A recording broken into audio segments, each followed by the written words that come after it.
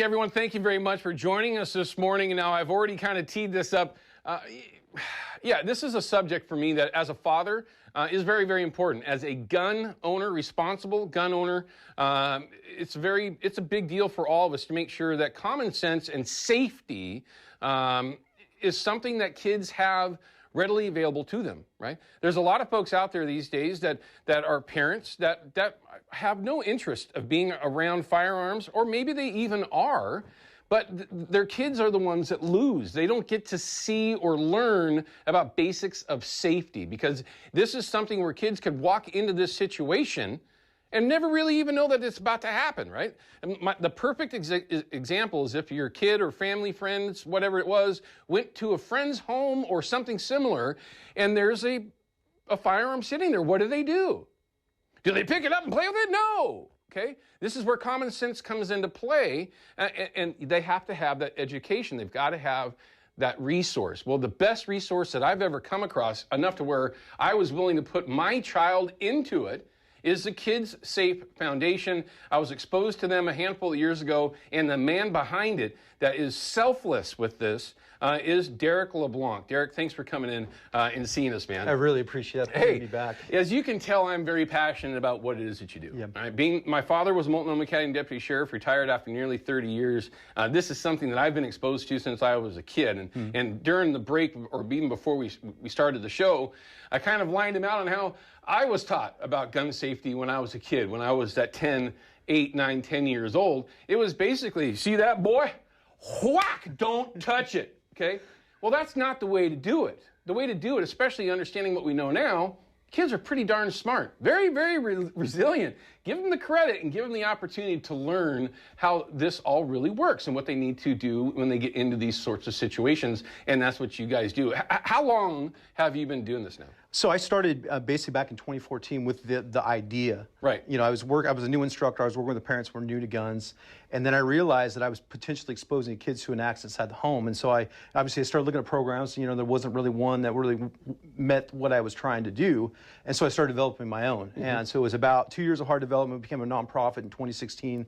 And now we've reached over 26,000 kids in 5 states and taught them life-saving skills of what to do if they come across an unsecured firearm. Yeah, for me, this is just basic stuff. I mean, for me, this is not an everyday thing, but it really kind of is. I mean, these are things that, you know, as a hunter, and I think hunters get kind of pulled into this whole gun topic unfairly, but I get it to a very small, very, very small degree. I get that tie-in. But there's way more gun owners out there than there are hunters, all right? By the factor of millions, right? That's a fact. There's no way around that.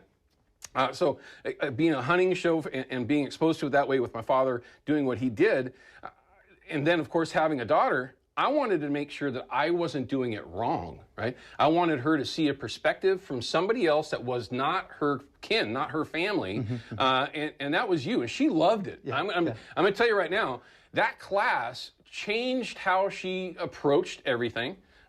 Because, of course, being a duck hunter, I've got a shotgun that's around sometimes, right? Being a concealed carry card owner and carrier, there's a pistol around every so often. I needed her to be confident and understand what was going on, and that's exactly what you taught her. And then she teaches it to her friends, which I was shocked by, but you actually teach that stuff in the class. Absolutely. And so I call the kids little force multipliers. And right. So obviously I'm teaching our future generation to be leaders. Right. And leaders in the home or outside of the home, because, obviously they're leaders in their circle of friends. And so that's when they go into their friend's house. That's where they can help keep those kids safe in their circles and their networks by, showing their friends that, guns are not something to be played with. They're something that we should be respecting them and treat them with discipline. Yeah, and it's a good one. She literally came home and was like, okay, I want to know where that is.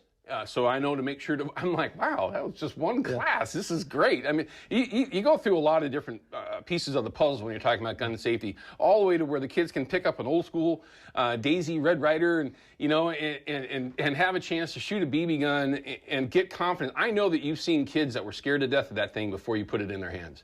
How do you overcome that?